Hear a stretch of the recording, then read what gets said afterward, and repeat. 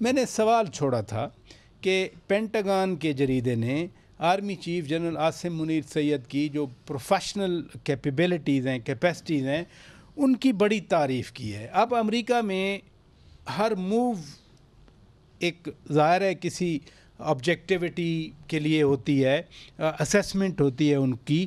آپ کیسے دیکھتے ہیں پینٹاگان کے جریدے میں ہمارے آرمی چیف کی تعریف کی جا رہی ہے؟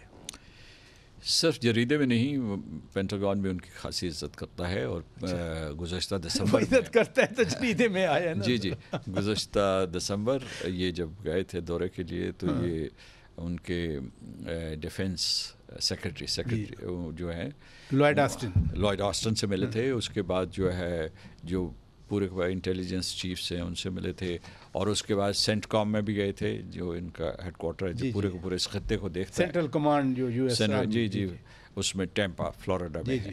تو کہنے کا مطلب ان کی وہاں جو ہے تبادلہ خیال ہوا، اس کے بعد یہ علاقے کے بارے میں حکمت عملی، پھر جو ہے پاکستان امریکہ دفاعی تعاون کے بارے میں گفتگو ہوئی، اور وہاں ان کے دوسرے لوگوں کے ساتھ بھی جو سویلینس تھے، اسٹیٹ ڈپارٹمنٹ ہوا یا دوسرے ڈپارٹمنٹس تھے، ان سے بھی ان کی ملاقات ہوئی تھی، تو مجموعی طور پر تاثر مثبت تھا، اور اسی کی یہ عکاسی ہے۔ تو یہ فیوچر ریلیشن شپ پہ کیا اثر ہوگا اس اچھے اوورچر کا، یا اچھی انڈرسٹینڈنگ کا، یا اتنی کمپریہنسو ڈسکشن جب ہوئی، اس کا فیوچر ریلیشن شپ پہ کیا اثر ہوگا؟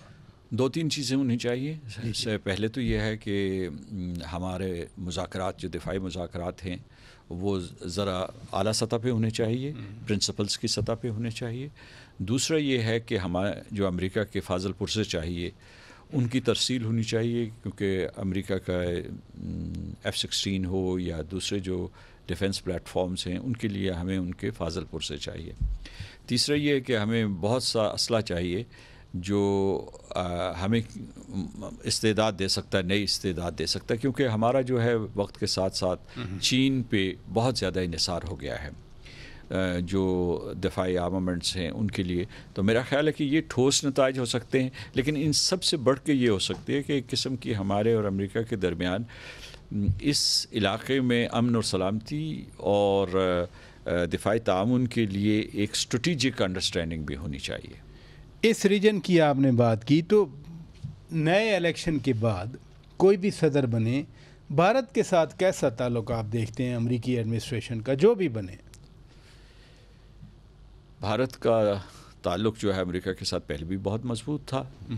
وہ IPS جسے انڈو پیسفک اسٹریٹجی کہتے ہیں، اس کا مرکزی کردار ہے، مرکزی ملک ہے، کوارڈ بھی بنایا ہوا ہے اور سے بہت سی تنظیموں میں، اور دو طرفہ تعلقات بہت مضبوط ہیں۔ میرا خیال ہے کہ پریزیڈنٹ ٹرمپ ہوں، وہ بھی جو ہے ٹیکسس میں نریندر مودی سے بغل گیر ہوئے تھے، ان کے بھی بڑے اچھے مراسم ہیں، اور کیملا ہیرس جو ہے اس کے بھی اچھے تعلقات ہیں، ان کی تو اوریجن بھی کہیں نہ کہیں اوریجن، اور اس کے علاوہ صدر بائیڈن بھی جو ہے ان کی ایڈمنسٹریشن ان کے بہت قریب رہی ہے، ہندوستانی حکمرانوں کے قریب رہی ہے۔ تو اس وجہ سے یہ ہے کہ ابھی تو صرف ہم یہی پیشین گوئی کر سکتے ہیں کہ ان کے تعلقات کا یہ کرو برقرار رہے گا۔ لیکن یہ جو کینیڈا میں اور امریکہ میں جو ٹارگٹ کلنگ، دہشت گردی کروانے کی کوشش کی گئی، کینیڈا میں تو سکھ مارا گیا، امریکہ والا پنو بچ گیا، تو اس کا کوئی امپیکٹ نہیں ہوگا؟ جو پروب جاری ہے وہاں پر، اب تو امپلیکیٹ کیا ہوا ہے نا یادو کو انہوں نے، امریکہ نے بھی۔ جی، اس کا ضرور اثر ہوگا۔ جو کینیڈین پرائم منسٹر نے اور اس کے جو کابینہ کے ارکان نے جس طریقے سے کھل کے الزامات لگائے ہیں، 5 ہندوستانی سفارتکاروں کو ملک بدر کیا ہے، اور ہندوستان نے بھی جو ہے جوابی کارروائی کی ہے، تو اس سے ان کے تعلقات ڈیٹیریوریٹ ہو رہے ہیں۔ لیکن اس کے ساتھ ساتھ بلکہ یہ بھی آپ نے دیکھا کہ ترجمان دفتر خارجہ نے، جو ان کا دفتر اسٹیٹ ڈپارٹمنٹ کے، انہوں نے بھی سخت بیانات دیے ہیں۔ تو یہ صرف ایک نہیں ہے، ہمارا مقدمہ یہ ہے اس سلسلے میں کہ وہ اب پہلی مرتبہ جاگ رہے ہیں، جبکہ ہم جو اہل پاکستان ہیں، وہ اور پاکستان کے جو بھی وزیر خارجہ رہے ہیں، وہ مسلسل وہ ڈاسیے جو ہے اقوام متحدہ کے سیکرٹری جنرل کے ساتھ یا مین کیپٹل میں جمع کرواتے رہے ہیں، جس میں شواہد موجود ہیں کہ ہندوستان پاکستان کی سرزمین کے اندر دہشت گردی کے واقعات کے پیچھے تھا، ان کی پشت پناہی کر رہا تھا اور ان کا مین سپانسر تھا، ان کا مین ایکسیکیوٹر تھا. تو اس وجہ سے ہم امید کرتے ہیں کہ جواب دہی بڑھے گی، اور جواب دہی صرف اس تک نہیں محدود ہونی چاہیے. دیکھنا چاہیے کہ ہندوستان میں اقلیتوں کے ساتھ کیا سلوک ہو رہا ہے، خاص طور سے مسلمانوں کے ساتھ، اور یہ تشویشناک صورتحال ہے. ایک طرف جو ہے حقوق انسانی کا بول بالا ہے واشنگٹن سے، برسل سے، مختلف کیپٹل سے سنے، اور دوسرے جو مسلمان جو ہیں ان کو دوسرے درجے کے شہری سمجھا جاتا ہے، ان کی لنچنگ ہوتی ہے، ان کے ساتھ بہت برا سلوک کیا جاتا ہے. اس میں شامل کر لیں مسئلہ کشمیر کو، اس طریقے سے جبر اور استبداد کے ذریعے اس کو ایک ریاست کو جس نے اپنے خود فیصلہ کرنا تھا اس کو ہندوستان کی یونین یا ریاست کا حصہ بنا دیا گیا ہے. تو غزہ میں جو کچھ ہو رہا ہے، امریکہ الیکشن میں پھنسا ہوا ہے اور وہاں باقاعدہ جینوسائیڈ ہو رہی ہے، قتل عام ہو رہا ہے انسانیت کا، اس پہ کوئی امپیکٹ دیکھتے ہیں؟ اس کے خاتمے کے لیے ہماری تو دعا بھی یہی رہتی ہے، خواہش بھی یہی رہتی ہے. اب جو ہے صرف دعاؤں پہ انحصار ہے. پچھلے دنوں ایک دل دہلا دینے والا پیغام جو ہے وہ غزہ سے آیا ہے کہ اب آپ ہمیں انسانی امداد نہ کریں جس کو ہیومینیٹیرین اسسٹنس کرتے ہیں، آپ ہمارے لیے کفن بھیجیں. تو یہ بین الاقوامی برادری کے منہ کے اوپر ایک زناٹے دار تماچا ہے. تو میں سمجھتا ہوں کہ جو امریکہ کی پالیسی رہی ہے ان کے شہریوں کے احتجاج کے باوجود وہ امریکی قیادت کے اوپر ایک دھبا ہے، اور انہیں دھبا جو آج نہیں تو کل اسے صاف کرنا پڑے گا. ابھی یہ صرف تھوڑا سا جو صدر ٹرمپ کہہ رہے ہیں کہ میں کوئی حکمت عملی اختیار کروں گا، انہوں نے ابراہیم اکارڈز دیے تھے جس کی وجہ سے انہوں نے عربوں کو اپنے ساتھ ملانے کی کوشش کی تھی، اور بہت سے عرب ریاستوں کو ملا چکے تھے. آخری ریاست جس کو ملانے والے تھے اس دائرے میں نہیں، ٹرمپ ہی تو تھا جس نے ایمبیسی شفٹ کی، یعنی تل اویو سے لے کے ادھر لے گئے. آپ کہہ رہے ہیں کہ ان کو دھبا صاف کرنا پڑے گا. جی جی. تو کوئی ول نظر آ رہی ہے ان میں؟ فی الحال تو نہیں.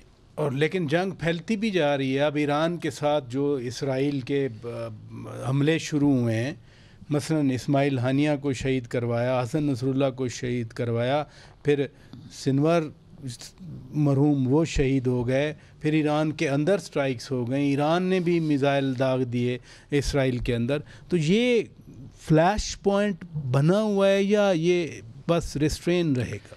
ویسے جو اسرائیل اور ایران نے ایک دوسرے کے اوپر حملے کیے ہیں وہ متناسب ہیں، مطلب یہ کہ پروپورشنیٹ ہیں.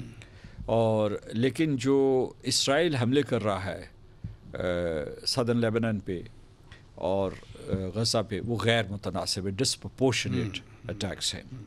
تو اس لیے یہ کہ امریکہ بھی یہ نہیں چاہتا کہ یہ جنگ پھیلے. اگر یہ جنگ پھیلے تو تیسری جنگ عظیم شروع ہو سکتی ہے. جے پی مورگن کے جو صدر ہیں ان کا نام ہے جیمی ڈیمون، ان کا کہ تیسری عالمی جنگ شروع ہو چکی ہے، اور ظاہر ہے کہ بہت بڑے بینک کے سربراہ ہیں، کہتے ہیں ہم نے کئی قسم کے سیناریوز جو ہے ان کو زیر بحث لایا ہے اور یہ جنگ شروع ہو چکی ہے. وہ یوکرین کا حوالہ دیتے ہیں اور غزہ کا حوالہ دیتے ہیں.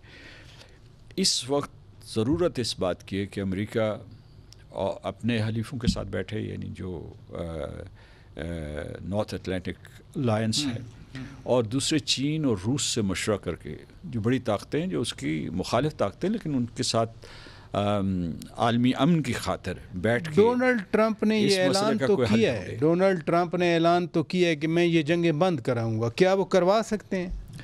یوکرین کی بند کروا سکتا ہے. اچھا. لیکن جو ہے نتنیاہو کیا صدر ٹرمپ کی سنے گا یا نہیں، یہ میں اس کے بارے میں کچھ یقین سے نہیں کہہ سکتا. افغانستان بھی اس خطے میں ابھی ایک سورنگ پوائنٹ ہے. کیا امریکہ اب بھی افغانستان کو دشمن ملک سمجھتے ہیں اور اب کوئی پاکستان کا کردار ہے امن کے لیے؟ قانونی طور پر وہ افغانستان کی نئی حکومت کو تسلیم نہیں کرتا اور اس کے خلاف پابندیاں بھی لگائی ہوئی ہیں، معاشی پابندیاں ہیں اور مختلف قسم کی پابندیاں ہیں. اور اس بات سے بھی بہت نالاں ہے کہ وہ افغان طالبان نے خواتین کو اور بچیوں کو تعلیم کی اجازت نہیں دی ہے. اور بھی ملازمت کے اوپر بہت ساری پابندیاں ہیں ان کے خلاف ہے. لیکن عملاً میں سمجھتا ہوں کہ امریکہ اور طالبان کے رابطے ہیں, دوحہ میں ملتے ہیں, دوسری جگہوں پہ ملتے ہیں, تبادلہ خیال کرتے ہیں. اس کے بعد یہ ہے کہ کچھ میں نے یہ دیکھا کہ ان میں کوئی تھوڑی بہت وارمتھ بڑی ہے. یہ ٹرمپ نے ہی ودرول کروائی تھی, تو اب اگر فرض کیا ٹرمپ جیت گئے تو وہ پھر مزید کیا کریں گے؟ طالبان کے ساتھ ایگریمنٹ تو انہوں نے ہی کروایا تھا نا. آپ کے سوال کا دوسرا حصہ تھا کہ کیا پاکستان کا کوئی رول رہ گیا یا نہیں گیا. تو وہ میں یہ کہوں گا کہ وہ تھوڑا مختصر ہوا ہے, تھوڑا اسے محیط ہے اس وقت, اس لیے کہ ہمارے اوپر تو دہشت گردی کے حملے ہو رہے ہیں اور ہمیں یہ نہیں معلوم کہ تحریک طالبان پاکستان اور آئسس جو ہے وہ پاکستان کو کیوں نشانہ بنا رہے ہیں, کیونکہ ہم نے تو طالبان کی بہت مدد کی تھی. ہر پاکستانی یہ سوچ تو اس لیے یہ جو ہے پاکستان کا دائرہ کار محدود ہوا ہے, خاص طور سے جو ہے 2021 کے بعد, اور میں سمجھتا ہوں کہ اس کے لیے سفارتی کوششیں کرنی چاہیے. امریکہ کا میں کہہ رہا تھا کہ ان کے ساتھ تعلقات جو ہیں وہ ایک قسم کی ورکنگ ریلیشن شپ موجود ہے اور ان کے اب باقاعدہ اجلاس ہو رہے ہیں. ہم نے ایک اسٹرکچر بنایا تھا, وہ غیر فعال ہو گیا ہے. بہت شکریہ مسعود خان صاحب. ناظرین, سابق صدر آزاد کشمیر اور سابق سفیر برائے امریکہ میں ہونے والے صدارتی الیکشن کے حوالے سے ہمارے روبرو تھے. اب دیکھتے ہیں 2 دن رہ گئے ہارڈلی کہ امریکی ووٹرز کیا فیصلہ کرتے ہیں. لیکن مشیگان میں ایک مسلم کمیونٹی نے تو ٹرمپ کی حمایت کا اعلان کیا, اور مشیگان بھی سوئنگ سٹیٹس میں آتی ہیں.